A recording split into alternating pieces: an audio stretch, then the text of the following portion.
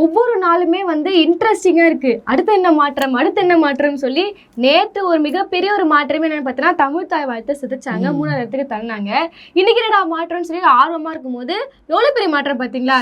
நம்ம சொல்றதை விட ஒரு டிவிகே பாயை பிடிச்சி, டேய் இவ்வளவு நாள் ஆயிடுச்சு, 4 நாள் கிட்ட ஆயிடுச்சு, என்னடா மாற்றம்னு சொல்லி கேட்டா, ஆமா இவ்வளவு நாளா வந்து சட்டசபைக்கு எல்லாரும் வேட்டி சட்டையோட போனாங்க, எங்க அண்ணன் கோட்டு சட்டோட போயிருக்காருல, எவ்வளவு பெரிய மாற்றம், வரவேற்கத்தக்க மாற்றம். எனக்கு இதுல ஒரு டவுட் இருக்கு. மெர்சல் படத்துல அவ்வளவு குளிரான நாட்டுக்கு வேஷ்டி சட்டை கட்டிட்டு போறாரு, கேட்டா தமிழண்டா என்னாலும்னு லாஜிக் பேசுறாரு. சென்னையில அக்னி நட்சத்திரம் அனலா குதிச்சுக்கிட்டு இருக்கு, கருப்பு கோட்டு போட்டுட்டு போறாரு. என்ன லாஜிக்கு, என்ன எதுவுமே நமக்கு புரியல. அது ஒரு தனிப்பட்ட விருப்பம் சொன்ன மாதிரி. ஆனா மாற்றத்தை கொண்டு வந்திருக்கீங்க. உடைய பத்தி பேசுறதோ அதை பத்தி பேசுறதோ நம்மளோட அகராதிலே கிடையாது. ஆனா சட்டசபையில மிகப்பெரிய சம்பவங்கள்லாம் நடந்துச்சு. 1 by 1 பார்த்துதான் ஆகணும். ஆமா, நீங்க சொன்ன மாதிரியே பல மாற்றங்கள். அதுல ஒரு முக்கியமான மாற்றம், சட்டசபையில தேர்ந்தெடுக்கப்பட்டிருக்க எம்எல்ஏக்கள்ல 126 பேர் மேல குற்றவியல் வழக்குகள் இருக்கு. ஆரம்பத்திலேவா? எதிர்கட்சி எம்எல்ஏக்கள் மேலயா இல்ல யார் மேல? பொதுவா சட்டசபையில இருக்கிற எல்லா எம்எல்ஏக்கள் மேலும் மொத்தம் 126 பேர் மேல குற்றவியல் வழக்குகள். இதுல தூய சக்தி வராது, அதை மென்ஷன் பண்ணுங்க. தூய சக்தியில அந்த ஒருத்தர் கூட இருக்க மாட்டார். நீங்க அதை மென்ஷன் ஃபர்ஸ்ட் பிளேஸே தூய சக்திக்கு தான். என்னங்க எல்லாத்துலயுமே டாப் எங்க அண்ணன் தான்டா அப்படிங்கிற மாதிரி இதுலயுமே டாப் அவங்க அண்ணன் தான். ஓகே, அதாவது மொத்தம் 126 பேர் இருக்காங்கல்ல, அதுல 41 பேர் டிவிகேல உள்ளவங்க தான். இங்க உண்மையா சொல்றேன், டேட்டா பார்த்ததுனாலதான் நான் சொல்றேன். 41 பேர் டிவிகேவை சார்ந்த எம்எல்ஏக்கள் மேல குற்றவியல் வழக்குகள் இருக்கு. இது பெரிய பிரச்சனை இல்ல, இதுவே பெரிய பிரச்சனை. ஏன்னா அவங்க எல்லாம் நம்மள நம்பி ஆள போறாங்கன்னு நாட்டை தூக்கி கொடுத்துருக்கோம். இதுல 19 பேர் மேல சீரியஸான கிரிமினல் கேசஸ் இருக்கு. சீரியஸ்னா இன்னும் கொஞ்சம் முள்ள மாதிரி பாலியல் குற்றங்கள் இருக்கு. இந்த மாதிரி இருக்கும்போது தீய சக்தி தூய சக்தி. இப்போ மத்த கட்சிகளை பத்தி பேச மாட்டீங்களா? 41 பேர் தூய சக்திகளா இருக்காங்கல்ல, அந்த 41 எம்எல்ஏக்கள். அந்த கட்சியோட தலைவர் வெறும் 14 பேர். அதாவது வெறும் 14 நீங்க அதை இல்லாம ஆக்குறீங்க, அப்படி கிடையாது. 41 கூட கம்பேர் பண்ணும்போது 14 ரொம்ப கம்மியான விஷயம். குறிப்பிட்ட முகங்கள் யாராவது சொல்லுங்களேன், என்னால ஐடென்டிஃபை பண்ண முடியல யார் யாருன்னு சொல்லிட்டு. இல்ல, திமுக ஃபர்ஸ்ட் சொல்லி முடிச்சிடுறேன். அதாவது யார தீய சக்தின்னு தூய சக்தியோட தலைவர் விமர்சிச்சாரோ அந்த கட்சியில வெறும் 14 பேர் மேலதான் குற்றவியல் வழக்குகள் இருக்கு. 126ல 14 தான் நீங்க சொன்ன தீய சக்தியோட கட்சியில உள்ளவங்க. நீங்க கேட்டீங்கல்ல சில முகங்கள் சொல்லுங்க அப்படின்னு. மரிய வில்சன், ஆர்கே நகரோட எம்எல்ஏ, இந்த மஞ்ச சட்டை போட்டுட்டு சொத்துக்காக வீட்டுல அதுதான் அவர் மேல இருக்கிற கேஸ். அதாவது அவர் மேல இருக்கிற கேஸ் வந்து ஐபிசி செக்ஷன் 304(2). என்ன கேஸ்னா அட்டெம்ப்ட் மர்டரு, வீட்டுக்குள்ள ஏறி கொலை முயற்சி தாக்குதல் பண்ணியிருக்காரு. இந்த மாதிரி கேசஸ்ல அவர் மேல ரெஜிஸ்டர் ஆயிருக்கு. முன்னாடி இருக்கு அந்த ஒரு ஆர்ச் கட்டறன்னு சொல்லி அது இடிஞ்சு விழுந்து அது இந்த மாதிரி கேசஸ்ல அவர் மேல இருக்கு. நிறைய எம்எல்ஏக்கள், இன்னும் இருக்கிற எம்எல்ஏக்கள் மேல எல்லாம் இன்னும் முக்கியமா சொல்ல வேண்டிய ஒரு எம்எல்ஏ இருக்காரு, காட்பாடியோட எம்எல்ஏ சுதாகர் அப்படின்னு ஒரு எம்எல்ஏ இருக்காரு, காட்பாடியோட எம்எல்ஏ. அவர் மேல ஐபிசி செக்ஷன் 307ல கேஸ் ரெஜிஸ்டர் ஆயிருக்கு. சொன்னீங்கன்னா எனக்கு புரியலையே. அட்டெம்ப்ட் மர்டர் அந்த கேஸ் ரெஜிஸ்டர் ஆயிருக்கு. இதுக்கப்புறம் சில முக்கியமான ஒரு விஷயம் இருக்கு. முக்கியமா அண்ணன் கொடுத்த வாக்குறுதிகள் ரொம்ப முக்கியமானது பெண்கள் பாதுகாப்பு. இதுக்கு முன்ன இருந்த ஆட்சியில சட்டம் ஒழுங்கு சரியில்லை, பெண்கள் பாதுகாப்பு சரியில்லை, நான் வந்தா எல்லாமே கிளீன் ஆயிரும், ஒரு பெண்களுக்கும் எந்த விதமான இது பாலியல் துன்புறுத்தலும் நடக்காதுன்னு சொல்லிட்டு வந்தாரு. முத நாளே பார்த்தோம் ஒரு 10 வயசு பொண்ணுக்கு இவங்க என்ன மாதிரியான பாதுகாப்பு கொடுத்தாங்கன்றத வெற்றி பெற்ற அன்னைக்கே நமக்கு தெரிஞ்சிச்சு. இதே சமயத்துல பிரகாசம் அப்படின்னு பூந்தமல்லியில வெற்றி பெற்றிருக்க எம்எல்ஏ, அவர் மேல பாலியல் துன்புறுத்தல் வழக்கு இருக்கு. இதுதான் நீங்க பெண்கள் பாதுகாப்புக்காக எம்எல்ஏ செலக்ட் பண்ணிருக்கீங்க. அந்த தாவே கட்சியிலேயே நிறைய பேர் மேல பாலியல் புகார்கள் இருக்கு. இல்ல, பூந்தமல்லியில பெண்கள் இல்லைன்னு நினைக்கிறேன். அதனாலதான் பேக்ரவுண்ட விசாரிக்காம இப்படி ஒரு எம்எல்ஏவை செலக்ட் பண்ணிருக்காங்க. ரொம்ப சீரியஸான ஒரு விஷயம் தான் இது. கண்டிப்பா இது வந்து அவரோட காதுக்கு போகணும், நடவடிக்கை எடுக்கணும்னு சொல்லி கேட்டுக்கிறோம். எடுப்பாரா? நான் என்ன நினைக்கிறேன், ஒரு எம்எல்ஏ கேண்டிடேட் எடுக்கும்போது பேக்ரவுண்ட் வெரிஃபிகேஷன் கிடையாதா? பெண்களுக்கு பாதுகாப்பு கொடுக்குறேன்னு வந்திருக்கீங்க, பாலியல் குற்றவாளியை எம்எல்ஏவா நிக்க வச்சு மக்களும் நம்பி ஓட்டு போட்டு ஜெயிக்க வச்சிருக்காங்க. எல்லாருமே விஜய்னு சொன்னாரு, இவங்க இருக்க எல்லாருமே விஜய். அப்ப அந்த பாலியல் குற்றவாளியும் நம்முடைய தமிழ்நாடு முதலமைச்சர் திரு விஜய் அவர்களா? எல்லா முகமும் விஜய், அங்க விஜய் இங்க விஜய், நான் தான் நிக்கிறேன் ஓட்டு போடுங்கன்னு கேட்டீங்கல்ல. பூந்தமல்லியில இருக்கிறவருக்கு மேல ஒரு பாலியல் குற்றவாளிங்கிற இது இருக்கு, கேஸ் இருக்கு. அப்ப இதுக்கு நீங்க என்ன பதில் சொல்றீங்க? அந்த குற்றவாளி முகமும் உங்க முகமா? அப்ப நான் உங்களை தான் கேள்வி கேட்கணுமா? இவங்க எல்லாம் சட்டசபைக்குள்ள போயிருக்காங்களா அப்படின்னு. அதாவது இன்னொருத்த நபர் கூட அவர் எந்த தொகுதியும் கரெக்டா எனக்கு தெரியல, இந்த புலி படத்துக்கு பிளாக்ல டிக்கெட் விட்டவெல்லாம் எனக்கு எம்எல்ஏவா இருக்காங்க அப்படின்ற மாதிரிலாம் நியூஸ் போயிட்டு இருக்கு. அதாவது அந்த எம்எல்ஏ பிளாக் டிக்கெட் வித்ததை பத்தி பேசுறீங்க. முதலமைச்சருக்கு அடுத்து ஒருத்தர் உட்கார்ந்து இருந்தாரு, அவர் இதுக்கு முன்ன என்ன வேலை செஞ்சுக்கிட்டு இருந்தாருன்னு எல்லாருக்கும் தெரியும், நாடறிஞ்ச விஷயம் தான் அது. இன்னைக்கு பதவி எல்லாம் நிறைய பேர் ஏற்றிருக்காங்க போல. பதவி ஏற்பும் போது இந்த உலமாற அப்படின்ற ஒரு வார்த்தை எனக்கு பெரிய சர்ச்சையா போயிட்டு இருக்கு. சொல்லக்கூடாது, அதான் மிகப்பெரிய ஒரு விஷயமா போயிட்டு இருக்கு. ஏன்னா நேத்து மேடையில எல்லாரும் முன்னாடியும் ஆண்டவன் ஆணையாகன்னு சொன்ன அன்னை இன்னைக்கு உளமாற உறுதி ஏற்கிறேன்னு சொல்லியிருக்காங்க, சொல்ல வச்சிருக்காங்க. திராவிடம் அது ஒரு மிகப்பெரிய ஒரு விஷயம் இல்ல. அது இன்னைக்குமே இப்ப உங்க முதல்வர் உங்களோட கட்சியின் தலைவரே உளமாற உறுதி கூறுகிறேன்னு சட்டமன்றத்துல சொல்லியாச்சு. நீங்க தான் என்ன சொன்னாலும் ஃபாலோ பண்ற தொண்டர்கள் தானே. அப்ப நீங்க என்ன பண்ணிருக்கணும்னா நீங்களும் உளமாற உறுதி கூறுகிறேன்னு சொல்லியிருக்கணும். எத்தனை எம்எல்ஏக்கள் சொன்னீங்க உளமாற உறுதி ஏற்கிறேன்னு? கடவுள் ஆணையாகன்னு சொல்றீங்க. நீங்க உங்க மனசாட்சிக்கு தான் ஃபர்ஸ்ட் உண்மையா இருக்கணும். மனசாட்சி படிதான் உங்களை தேர்ந்தெடுத்த மக்களுக்கு நீங்க பணி செய்யணும். ஆனா நீங்க எல்லாருமே கடவுள் மீது ஆணைன்னு சொல்றீங்க. வந்து கடவுள் மீது ஆணைன்னு சொல்லிட்டு கடவுள் மீது ஆணைன்னு சொல்லிட்டு விஜய் கணக்கு வச்சுட்டு போறாப்ல. அது அவங்க கடவுள் யாருன்றது இப்ப இங்க விஜய் தான், திரு விஜய் அவர்கள் தான், சிஎம் விஜய் அவர்கள் தான் இங்க வந்து கடவுள்னு சொல்லிட்டு அவரு கணக்கு வச்சுட்டு போறாரு. முக ஸ்டாலின் அவர்களை எதிர்த்து கொளத்தூர்ல ஜெயிச்ச எம்எல்ஏ அவர் வெளியில பேட்டி கொடுக்கும்போது என்ன சொன்னாரு? அவர் என்னங்க சொன்னாரு? அவர் ஒண்ணுமே சொல்லியங்க. இப்படி கொஸ்டின்ஸ் கேக்குறாங்க, ஒரே பதில் தான். எங்க முதலமைச்சர் அழகா எல்லாத்தையும் சொல்லிட்டாரு, எங்க முதலமைச்சர் சொல்லிட்டாரு, எங்க முதலமைச்சர், அவ்வளவுதான் அவரோட பதில். எங்க முதலமைச்சர் சொல்ல போனா அவரால் நிக்க முடியல. நீங்க வந்து அவர்கிட்ட கேள்வி கேட்டுக்க கூடாது. கேள்வி கேட்டா அவர் இதான் சொல்லுவாரு. நீங்க வந்து ஏதாவது ஆக்ஷன் பண்ணுங்க. இந்த எமோட்னு வாங்க இந்த பப்ஜி கேம்ல, அதாவது எமோட் எதனா பண்ணா அவர் இப்படி பண்ணுவாரு,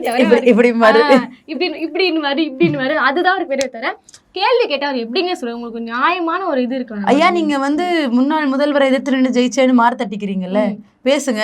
எங்க முதலமைச்சர் என்ன சொல்றாங்க? எங்க முதலமைச்சர் என்ன சொல்றாரோ அதை அப்படியே செய்யற தொண்டர்களா நாங்க இருப்போம். இப்போ கம்யூனிஸ்டுகளும் விசிகாவும் திமுக கூட கூட்டணியில இருந்தாங்க. ஆனா அந்த 5 வருஷம் ஆட்சி காலத்துல திமுகவை அதிகமா எதிர்த்தது யார் தெரியுமா? கம்யூனிஸ்டுகளும் விசிகாவும் தான். அந்த தைரியம், உங்களை ஓட்டு போட்டு செலக்ட் பண்ணிருக்கீங்கன்னா நீங்க கேள்வி கேட்கிற இடத்துல இருக்கீங்க. நீங்க உங்க தலைவரை கேள்வி கேட்கலாம், உங்களுக்கு ஓட்டு போட்ட மக்கள் உங்களை கேள்வி கேட்பாங்க. ஆனா நீங்க சொல்ற பதில பார்க்கும்போது நீங்க கேள்வி கேட்கறதுக்கு சம்மதிப்பீங்களானே தெரியல. இது பாருங்க, இந்த கேள்வி கேட்க கூடாதுன்னு சொல்லி எப்படிப்பட்ட ஒரு ஜனநாயக படுகொலையில இறங்கியிருக்கானுங்க. சைபர் கிரைம்ல இருந்து அபிஷியலா தமிழ்நாடு வெப்சைட்ல இருந்து ஒரு நியூஸ் இன்னைக்கு வெளிவருது. யாரெல்லாம் எந்த ஊடகமோ வெப்சைட்டோ எந்த ஒரு தனிநபரோ இப்ப பதவி ஏற்றிருக்கக்கூடிய திரு விஜய் அவர்களை எதிர்த்து ஏதாவது ஒரு விமர்சனம் பண்ணா அவங்க வந்து நாங்க முடக்குவோம், நடவடிக்கை எடுக்கும்னு சொல்லியிருக்காங்க. இப்ப அவர் ஒரு மாநிலத்தோட முதல்வர், நீங்க அவரை தகாத வார்த்தைகளால பேசக்கூடாதுன்னு நீங்க சொல்லலாம். ஆனா அந்த மரபை நீங்க யாரும் ஃபாலோ பண்ணல. தவறாக பேசினா தவறான கருத்துக்களை பதிவிக்க கூடாது அப்படி சொல்லலாம். ஆனா விமர்சனமே வைக்க கூடாது. விமர்சனங்களுக்கு அப்பாற்பட்டு யாரும் கிடையாது. இந்த மொத்தத்துல இந்த உலகத்துல விமர்சனங்களுக்கு அப்பாற்பட்டு யாரும் கிடையாது. திரு விஜய் அவர்களை சொன்னோம், அவர் வந்து ஸ்டெப் பை ஸ்டெப்பா வந்திருக்கணும். விமர்சனங்களால அடிபட்டு அப்படிதான் ஒரு செதுக்கி ஒரு நபரா தலைவரா மாற முடியும். எடுத்ததுமே நான் சிஎம்மா தான் ஆவேன் அது என்ன கேள்வி கேட்க கூடாது யாருமே. இந்த பழக்கம் எங்க இருந்து வருதுன்னா, நான் நினைச்சேன் அந்த இடத்துல நான் வந்து ஈஸியா உட்கார்ந்துட்டேன். ஸோ மனசுல தன்னால ஒரு ப்ரிவிலேஜான ஒரு எண்ணம் வரும்ல, நான் நினைக்கிறதெல்லாம் எனக்கு கிடைக்கும். Already bro born with silver spoon, அதை ஒத்துக்க மனசு இல்லாம நேற்று மேடையில நான் ரொம்ப கஷ்டப்பட்டிருக்கேன், பசியா இருந்திருக்கேன்லாம் பேசுனீங்க. அதை நம்புற மாதிரி இல்லை. ஏன்னா எங்களுக்கு உங்களோட குடும்ப சூழ்நிலையெல்லாம் தமிழ்நாட்டில் இருக்கிற எல்லாருக்குமே தெரியும். அதை நம்ப நாங்க தயாரா இல்லை, முதல் விஷயம். ரெண்டாவது, நீங்க வந்து முதல்ல ஒரு அமைப்பு ஆரம்பிச்சு அடுத்து அது ஒரு அரசியல் கட்சியாகி ஒரு வார்டு கவுன்சிலர், வட்ட செயலாளர், எம்எல்ஏ அப்படி வந்திருந்தீங்கன்னா உங்களுக்கு அதுல இருக்க கஷ்டங்கள் தெரியும். விமர்சனங்கள் நிறைஞ்சதுதான் அரசியல்னு உங்களுக்கு புரிஞ்சிருக்கும். எடுத்த உடனே நான் என் முதலமைச்சர் சீட்ல தான் உட்காருவேன் உட்கார்ந்து இது வந்து விஜயோட கருத்தான்னு சொல்லி பார்த்தோம்னா அவங்க தொண்டர்கள் ஓன் தொண்டர்கள் ஐடிவிங்க அவங்க பண்ற வேலை. அப்ப நான் என்ன கேட்கிறேன், அந்த கட்சியில தலைவர்னு ஒருத்தர் எதுக்கு இருக்காரு? தலைமை என்னதான் பண்ணுது? எதுக்குமே கட்டுப்படாம இருக்க தொண்டர்களா? அப்ப அவங்க தெரிஞ்ச விஷயம் தானங்க. அவங்க முன்னாடியே சொல்லிட்டாங்க, எலெக்ஷன் முன்னாடியே யாராவது என்னென்ன பத்தி பேசுனீங்கன்னா நாங்க இந்த மாதிரி தான் பண்ணுவோம். நிறைய ஐடிகளை குறிப்பிட்டு வச்சிருக்கிறோம்.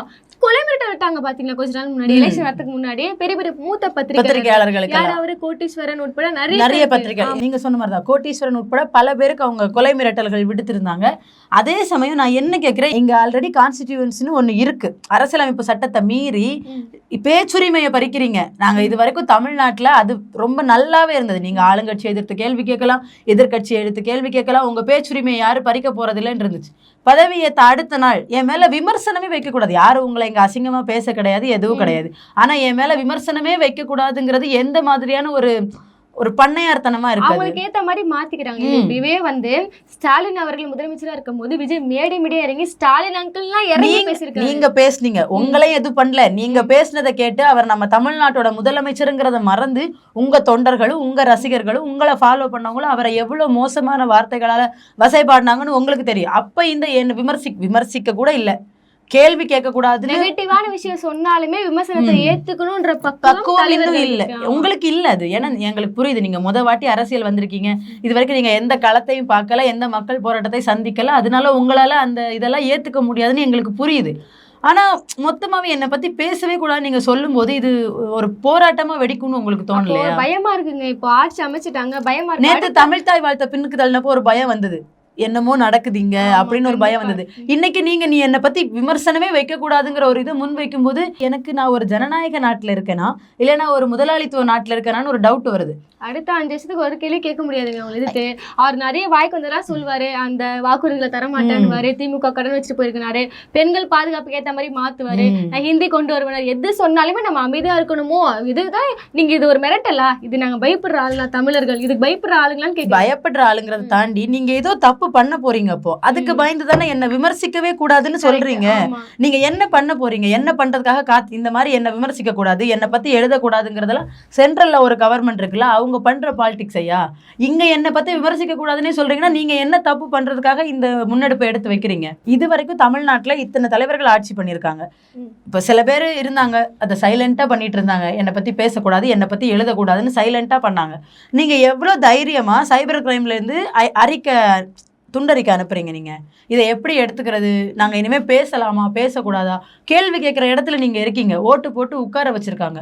உங்களை ஓட்டு போட்டு உட்கார வச்சவங்க கேள்வி கேட்காம இருக்கலாம், ஆனா அவங்க சார்பா இருக்கிற ஊடகங்களை தான் நீங்க முடக்க பாக்குறீங்க. இப்ப நான் சொல்றதை என் தொண்டை நம்பிடுவான். அவனுக்கு என்ன சொன்ன ட்விட்டர் ஸ்பேஸ்ல பேசினானுங்க, நம்ம பசங்க அப்படிதான்டா, நம்ம சொன்னா அவனுக்காக போராடுறவனே எதிர்த்துட்டு போவானுங்க, ஆனா மத்தவங்க கேள்வி கேட்பாங்கல்ல, அவங்க வாயை அடக்கதான் நீங்க இந்த அறிக்கையெல்லாம் விடுறீங்களா? ஆமா, அதே இது இங்க இப்ப என்ன பண்றாங்கன்னா பேசவே கூடாது. அப்போ எல்லாருக்கும் வாய்ப்பூட்டு சட்டம் போட்டுருங்க, யாரும் பேச மாட்டாங்க, நீங்க மட்டும் பேசலாம், நீங்க மட்டும் ஆட்சி பண்ணலாம். தொடர்ந்து பார்ப்போம். நாளுக்கு நாள் ஒரு நெகட்டிவான மாற்றங்களை நம்ம பார்த்துக்கிட்டு இருக்கோம். அதை வச்சு நான் அது கிளியர் எக்ஸ்பிளேஷன்லாம் கொடுக்குறா. தமிழ் தாய் வாழ்த்தா எங்களுக்கு மேல் இடத்துல இருந்து வந்துச்சு, இங்க பிரதமர் சொல்லிட்டாரு, ஆளுநர் சொல்லிட்டாருன்னு அப்படியே சொல்றாரு. அப்ப நீங்க அவங்க சொன்னா கேட்பீங்க. ஆமா, பயந்துதானே ஆகணும் அப்படின்ற நிலைமையில அவங்க இருக்கிறாங்க. இப்பவே இப்படி இருந்தா அப்ப வருங்காலத்துல அவங்க எவ்வளவு சதித்திட்டங்கள்லாம் கொண்டு வர போறாங்க. அப்ப பாயிண்ட் வரட்டோன்றப்ப எங்களுக்கு தைரியம் வரட்டும், நாங்க அப்புறமா பேசுறோம். 5 வருஷம் உங்ககிட்ட நாட்டை கொடுத்துட்டு நாங்க என்ன பண்ணுவோம்? அது வரையும் அது ஒரு மிகப்பெரிய ஒரு கேள்வி. ஒண்ணும் இல்ல, 5 வருஷம் பொறுத்து இருந்து பாருங்க. 5 வருஷம் கழிச்சு நான் என்ன சொல்லுவேன்னா, இங்க இருந்த தவறுகளை சரி பண்ணவே எனக்கு 5 வருஷம் ஆயிடுச்சு, எனக்கு இன்னொரு 5 வருஷம் கொடுங்க. அதே சென்ட்ரல் பாலிடிக்ஸ். இவங்க நம்பி வர போயிருக்காங்க காங்கிரஸ். தேவைதாங்க பதவியேற்பு விழா ராகுல் காந்தி கண்டது கூட இல்ல. நீங்க இப்போ ராகுல் காந்தி பண்ண துரோகத்துக்கு அது ஏற்புடையதா இருந்தாலும் உங்களோட அரசியல் மாண்புன்னு ஒண்ணு இருக்குல்ல, பக்கத்திலேயே இருக்காரு. உங்களை யாரும் ஆதரிக்காம இருந்தப்போ கூட இருந்த நண்பருக்கு துரோகம் பண்ணிட்டு உங்களை முதல்ல ஆதரிச்சிருக்காரு. அதுக்குள்ள மரியாதையை கூட நீங்க அவங்களுக்கு கொடுக்கல. ஒருவேளை இவங்க நினைச்சிருப்பாங்க இன்னைக்கு அவங்க முதுகுல குத்துற மாதிரி நாளைக்கு நம்ம முதுகுல குத்திடுவாங்க. குத்தி போறதுக்கான எல்லா வேலைகளும் செய்ய ஆரம்பிச்சிட்டாங்க. அதிமுகல இருந்து CV சண்முகம் தலையில 33 MLA கிட்ட ஜாயின் பண்ண போறாங்களா. இப்ப இவங்க எதிர்காலமே எப்படி இருக்க போகுதுன்னா, நான் ஆட்சி அமைக்க கூப்பிட்டேன், வந்த வேலை முடிஞ்சிச்சு, நீ கிளம்புன்ற மாதிரி துரத்திவிட போறாங்க. அப்படின்னா ஆட்சி அமைக்கும் போது நான் நினைச்சிருந்தா நான் வலதுசாரிகள் கிட்ட போயிருக்கலாம், ஆனா நான் இவங்க கூட்டணியாக வெயிட் பண்றேன்னு ஆட்சி அமைக்கிறதுக்கு இங்க கூட்டணி கூப்பிட்டுட்டு அப்புறம் மொத்தமா பெரும்பான்மைக்கு தேவைப்படுற MLA-க்கள் எல்லாம் உங்களுடைய ஆதவ அர்ஜுனா அவர்களுடைய மாமியார் இருக்கிற கட்சியில இருந்து MLA-க்களை விலைக்கு வாங்கிட்டு மொத்தமா கட்சி தாவல் மாதிரி தாவி உங்க கட்சிக்கு வந்ததுக்கு அப்புறம் பெரும்பான்மை வந்ததுக்கு அப்புறம் அதாவது உங்களுக்கு ஆதரவு கொடுத்த கம்யூனிஸ்டுகளும் திருமாவளவன் போன்றவர்களும் உங்களை எதிர்த்து கேள்வி கேட்கும் போது இருந்தா இரு, இல்லைன்னா கிளம்பு அப்படின்னு சொல்றதுக்கான திட்டத்தை தானே நீங்க தீட்டிக்கிட்டு இருக்கீங்க. தொடர்ந்து மக்களுக்கு எக்ஸ்போஸ் பண்ற இடத்துல நம்ம இருக்கிறோம். நீங்க என்னதான் சைபர் கிரைம் வச்சு இங்க மிரட்டெல்லாம் விடுத்தாலுமே இந்த ஜனநாயக படுகொலையா எங்கிட்ட வேலைக்கு ஆகாது. ஸோ தொடர்ந்து நாங்க எக்ஸ்போஸ் பண்ணிட்டே இருப்போம், மக்களுக்கான குரல் நாங்க எழுப்பிட்டே இருப்போம். தொடர்ந்து பார்க்கலாம் என்னென்ன மாற்றங்கள்லாம் வரப்போகுதுன்னு சொல்லி பொறுத்திருந்து பார்ப்போம்.